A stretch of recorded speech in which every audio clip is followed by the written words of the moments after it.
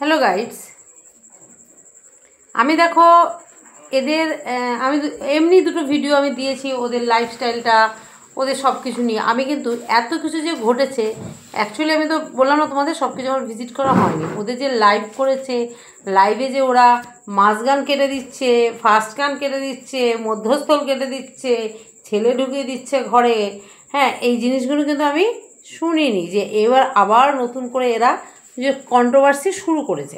আমি জানি ভাই, যে যার মতো করে, যে যার লাইফস্টাইল যে যার মতো করে দেখাচ্ছে, এটাই আমি জানতাম। কিন্তু আমাকে আমার কিছু ভিউয়ার্স এসে জানালো, কেউ আমাকে পার্সোনালি অনেক ভিডিও পাঠিয়েছে, দিদি এই হয়েছে, সেই হয়েছে, সেই হয়েছে। তো আমি সেই ভিডিওগুলো ভিজিট করে আমি দেখলাম যে বাহ, জল তো অনেক দূর অবধি গড়িয়ে গেছে। তাহলে আমি যে কালকে বলেছিলাম ভিডিওটা, সরি আজকেই দিয়েছিলাম সকালে, ভিডিওটা তো আজকে রাতেই করছি। আজকে হলো শুক্রবার রাতে করছি, সকালে তোমরা ভিডিওটা পেয়েছিলে। যে তাহলে কি রিমি, পিঙ্কি আর প্রীতমের মার্কেট শেষ? হ্যাঁ, এটা আমি কিন্তু অ্যাকচুয়ালি ওদের ভিউজ দেখেই কিন্তু আমি এটা দিয়েছিলাম। তো ওদের লাইভ আমি দেখিনি, ভিডিওই দেখেছিলাম। তো সত্যিই বাজার ডাউন, হয়তো ফুর্তি করার, হ্যাঁ আমি এটাই বলবো, ফুর্তি করার। প্রীতম, আমি নাম নিয়েই বলছি, তোকে সুযোগ দেওয়া হয়েছিল না, আমি তোকে বলবো না তুই সুযোগের অপব্যবহার করছিস, কিন্তু সবসময় তুই রিমিকে উত্তেজিত করিস, এটা একদম সব সময়ের জন্য প্রমাণ। আমাকে অনেকে এসে কমেন্ট করেছে যে দিদি ওর রিলসগুলো দেখো। তো আমার দুর্ভাগ্য না সৌভাগ্য আমি জানি না রিলসগুলো দেখার পরে আমি তোকে নিয়ে কীভাবে কী ভিডিও করব। বিশ্বাস কর, আমার এখনও তো রিলসগুলো দেখার সময় সুযোগ হয়েও ওঠেনি। জানি না এটা আমার দুর্ভাগ্য না আমার সৌভাগ্য, না তোর দুর্ভাগ্য না তোর সৌভাগ্য। আমি যদি দেখি রিলসগুলো, আর যদি আমার মাথায় কিছু স্ট্রাইক করে, ওই রিলসগুলো যদি আমি ভুলভাল কিছু দেখেছি না প্রীতম, সত্যি তোর অবস্থাটা হয়তো কী হতে চলেছে তুই জানিস না। ঠিক আছে, তুই জানিস না। শোন, আমি একটা কথা বলি, হ্যাঁ এখানে পিঙ্কি পালের দোষ আছে, আমি একদম ডাইরেক্ট বলবো ভাই, আমার কাছে কিছু লুকাচোপা নেই। একটা কথা এখানে তুই খুব ভুল বলেছিস প্রীতম, তোকে বলছি, আজকে কে তোকে কি পাঠিয়েছে, মানুষ তোকে উত্তেজনা করতেই পারে, মানুষ তোকে উত্তেজিত করছে।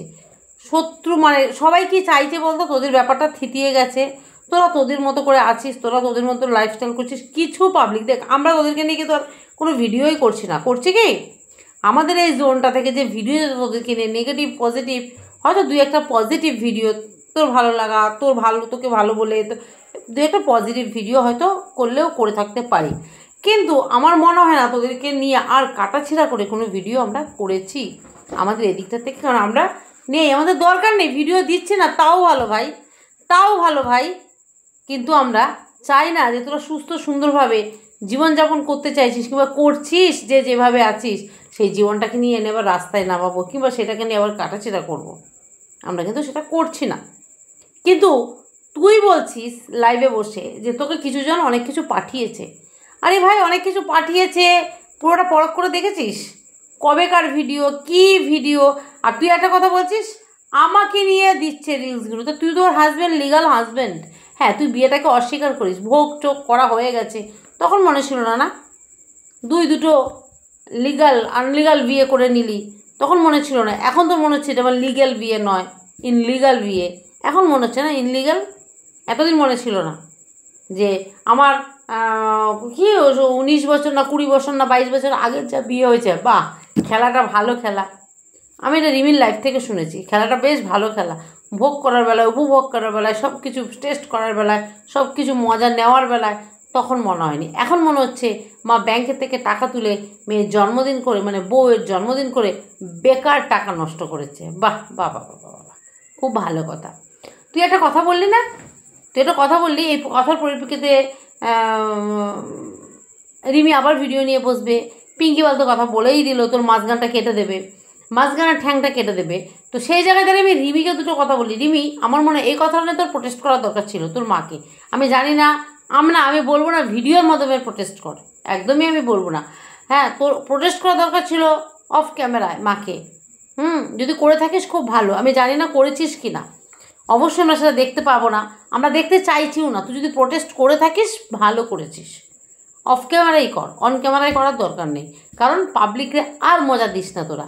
এই যে তোর মা ধুম করে, তোর মায়ের এটা রোগটা আছে, বোঝে না শোঝে না, ধুম করে বসে পড়ে লাইভ চালিয়ে, বসে পড়ে ভিডিও করে, এটা বলে ফেলে সেটা বলে ফেলে। এই যে তোর লাইভে বসে সে বলে ফেললো যে মাঝখানে ঠ্যাংটা কেটে দেবো। বারে কেন কেন এসব কথাগুলো তুমি কেন বলো? ওরা স্বামী স্ত্রীর মধ্যে যদি একটা খুনসুটি করেও থাকে, ওরা ঢিল ছুটছে, ওরা কথা ছুটছে, ছেড়ে দাও। তুমি কেন মাঝখান দিয়ে ঢুকছো? কই ওইদিকে প্রীতমের মা তো মাঝখান দিয়ে ঢোকেনি, তুমি কেন মাঝখান দিয়ে ঢুকছো? একটু বন্ধ করো না। জানি তোমার চ্যানেলের ভিউজ কমে গেছে, তোমার চ্যানেলেও তুমি মেয়ে নিয়ে ভিউজ কামাও, এটা সবাই আমরা জানি, কিন্তু এখন তো একটু চুপ করো, এখন তো একটু চুপ করো। ওরা যদি এটা চাপা, ওদের মধ্যে থেকে একটা চাপা যুদ্ধ, চাপা লড়াই যদি ওরা করছে, ওদেরকে করতে দাও না, ওদেরটা ওরা বুঝে নেবে। তোমরা গার্জিয়ানরা কেন মাঝখানে ঢুকে যাচ্ছ? এই ছিল পিঙ্কি পালের জন্য, আর ছিল রিমির জন্য। আর একটা কথা বলি আমি প্রীতমকে। প্রীতম, তুই আজকে তোর লাইভটা আমি দেখলাম, ম্যাক্সিমামটাই দেখেছি। তুই লাইভটাতে কি বলেছিস যে দেখেছো তোমরা, আমরা একটা কথা বলেছি এখন অবধি ওদেরকে নিয়ে কতদিন ধরে বলিনি। আমাকে অনেক ভিডিও পাঠিয়েছে, ও সিস্ট আগে থেকেই ছিল, ও আগে থেকেই ওষুধ খেত। তো কী হয়েছে? যদি আগে থেকে, জানি না আগে থেকে ছিল না, তোদের বাড়িতে গিয়ে হয়নি, অবশ্যই আগে থেকেই ছিল সিস্টটা তো একদিনে হয়নি, একদিনে একটা সিস্ট হয় না, অনেক দিন ধরেই ছিল। হয়তো তোদের বাড়ি থেকে ধরা পড়েছে সেটা, কী বা ওদের বাড়িতেই ওরা জানতো। আরে তোর বউয়েরই তো, অন্য কারো নারীর তো নয়, অন্য কোনো নারীর তো নয়। এই বউটাকে তো একদিন হলেও শরীরটাকে উপভোগ করেছিলিস, সেই ঋণের ক্ষেত্রে থেকেও তো মাথায় রাখবি। কেন এইভাবে কথাগুলো বলার কোনো দরকার ছিল না। তোর যদি কন্ট্রোভার্সি করারই না হবে, তুই যদি মনে করিস না আমি কন্ট্রোভার্সি করতে চাইছি না, আমাকে জোর করে না, কাউকে দিয়ে জোর করে কোনো কিছু করানো যায় না, এই কথাটা মাথায় রাখবি। তোরও কোথাও ছিল একটু কন্ট্রোভার্সি করার ইচ্ছা, তোর মধ্যে হচ্ছে, নাহলে তুই এই কথাটা আজ বলতে পারতিস না যে আমরা তো নোংরামি করি না, বাড়িতে ছেলে ঢোকাই না। কথাটার মিনিংটা কি? তুই একদিন ওদের বাড়িতে কিন্তু গেছিলিস, তুই জানিস না ওদের বাড়ির পরিবেশটা। তোর কথা অনুযায়ী বলি, তুই যদি জেনেই থাকিস যে ওই বাড়িতে ছেলে ঢুকানো হয়, তাহলে তুইও তো ঢুকেছিলিস গিয়ে, না? তুইও তো বন্ধ দরজার ভেতরে থেকে এই রিমির সাথে তাহলে তুই নোংরামি করেছিস। করার পরে তুই জানিস ওই বাড়ির মেয়েটা এরকম, ওই বাড়ির পরিবেশটা এরকম, তাহলে তুই কেন করেছিলিস? চল, ওইটা হলো পুরনো কথা, এই কথাটা আমি বাদেই দিলাম। তোর কাছে প্রমাণ কোথায় আছে যে ওরা নোংরামি করে ওদের বাড়িতে মেয়ে ঢুকায়? হ্যাঁ, আমি জানি, আমি ওদের বাড়িতে যাই। এই কথাটা কেউ যদি মানে কি বলবো, এক গলা গঙ্গা জলে নামিয়ে নেমেও কেউ বলে যে রিমি ছেলে ঘরে ঢুকায়, পিঙ্কি ছেলে ঘরে ঢুকিয়ে দেয় মেয়ের ঘরে, জীবনেও শুনবো না আর জীবনেও মানবো না এই কথাটা। কারণ আমি দেখেছি ওদের বাড়ির পরিবেশটা। ওদের বাড়ির পরিবেশটা কী হলো, একটা লঙ্গরখানা টাইমের। কীরকম? কোনো প্রাইভেসি নেই কারোর। কীরকম প্রাইভেসি নেই? যে যখন যত্রতত্র আসছে, যত্রতত্র যাচ্ছে, এই জিনিসটা আছে। 2 দিনের চেনা, 4 দিনের চেনা, তারাও তার বাড়িতে এন্ট্রি পেয়ে যায়, একদম স্বাভাবিকভাবে তাদের সাথে খুব ডিপভাবে মিশে পড়ে। এটাকে তোমরা যদি খারাপ দিক দেখো, খারাপ দিক, কেউ যদি ভালো দিক দেখো, ভালো দিক। আরে ভাই, মানুষের জন্য, মানুষ মানুষের সাথে মিশছে। শিয়াল পশুকে তো আর ঘরে ঢুকাচ্ছে না, মানুষকে ঢুকাচ্ছে। সেই মানুষগুলো যদি পশুরূপী হয় তারপরে, সেটা তাদের কিছু করার নেই। তা তুই এই কথাটা কেন, এই কথাটা তুই নোংরা কথা বলেছিস। তুই শুধরানুষ নোস, তুই কোনো দিনেই আমার মনে হচ্ছে শুধরানুষ নইস। তোকে কিছু মানুষ উস্কাচ্ছে, ভুলে যাস না দিনগুলো, ভুলে যাস না দিনগুলো, মনে রাখিস। ভুলে গেছিস? ক্রাইসিসটা থেকে বেরিয়েছিস কদিন হয়েছে? 1 থেকে 1.5 মাস কি 2 মাস ক্রাইসিসটা থেকে বেরিয়েছিস, সব ভুলে গেছিস? ভুলিস না। নোংরামি করছিস তুই, যদি ওইভাবে দেখা যায় নোংরামি করছিস তুই। ও যেটুখানি করে রিলসের জন্য করে, ও যেটুখানি করে শুধু স্টোরি ভিডিও করার জন্য করে, আদারওয়াইজ আর কোনো কিছু নেই ওর মধ্যে। এই কথাটা অ্যাটলিস্ট মানবো না যে রিমি চরিত্রহীন, একদমই নয়। কারণ রিমি চরিত্রহীন নয়, আর যাই হোক না হোক চরিত্রহীন নয় মেয়েটা ভালোবাসার কাঙ্গাল। হ্যাঁ, ওর মধ্যে যেটা আছে, নিজের ব্যালেন্সটা নেই। কীরকম ব্যালেন্সটা নেই? ড্রেস পোশাক, সেই জিনিসটার সেন্সটা কম। সেটাকে সেন্স, ওকে ছোটোবেলা থেকে যেভাবে মানুষ করা হয়েছে, ছোটোবেলা থেকে ওকে খোলা খোলা হাওয়া ড্রেস পরিয়ে মানুষ করেছে, কাজেই ওর এই হাওয়া ড্রেস পরতে, কালকে যেমন আমি ট্রেনে আসছি, আমার নিজের ইরিটেশন হচ্ছিলো। একটি মেয়ে, লেডিস কম্পার্টমেন্টেই উঠেছি, একটি মেয়ে, সে আই থিঙ্ক কোনো কাজ টাজ করে, খুব হাইফাই লেভেলের কিছু না হলেও করে কোনো একটা কাজ, বেশি বয়স না, 16, 17, 18 বছরের মধ্যেই হবে মেয়েটি। হ্যাঁ, তারা দুই বন্ধু কাজ করে কিংবা কোথা থেকে ফিরছিল জানি না। যাই হোক, আমরা যেহেতু ওই মানে যে মেন্টালিটি সে সেটাই ভাবে, তো আমরা যেহেতু ডেলি প্যাসেঞ্জারি করি, কাজ করে ফিরি, আমাদের মনে হয় সবাই কাজ করেই ফিরছে, এরকমটাই মনে হয়।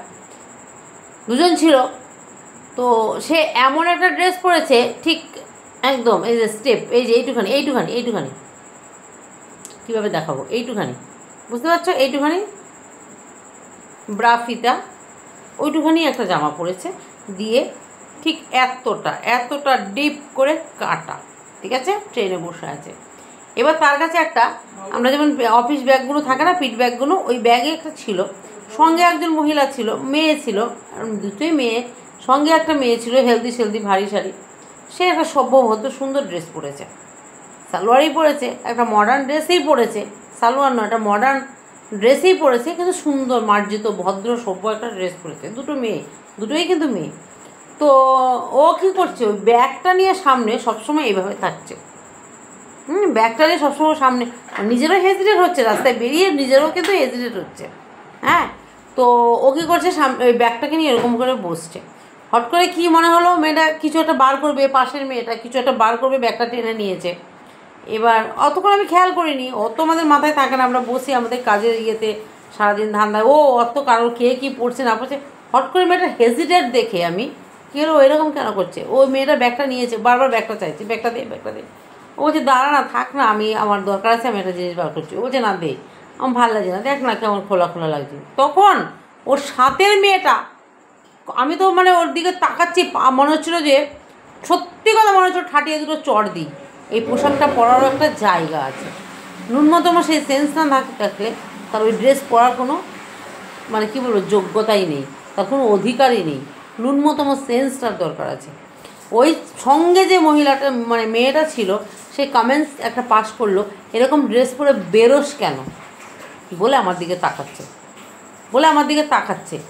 আমি আর কিছু বলিনি, কি বলবো ভাই, বাড়ি থেকে যখন এসে মা বোন ভাই দাদা নিশ্চয়ই সবাই দেখেছে, হয়তো বা বাধা দিয়েছে, কিন্তু তাকে গোড়া থেকে মানুষ করতে পারিনি। এখন বাধা দিলে সে শুনবে না, গোড়া থেকে তাকে মানুষ করতে হতো। তেমনি এই রিমিকে গোড়া থেকে হাওয়া ড্রেস পরিয়ে দিয়ে ওর একটা অভ্যাসে দাঁড়িয়ে গেছে, ওর কাছে এটা কিছু মনেই হয় না, কোনো হেজিটেটই হয় না, ও পরে ফেলতে পারে, অনাহাসে ওটা ক্যারি করতে পারে, ঠিক আছে।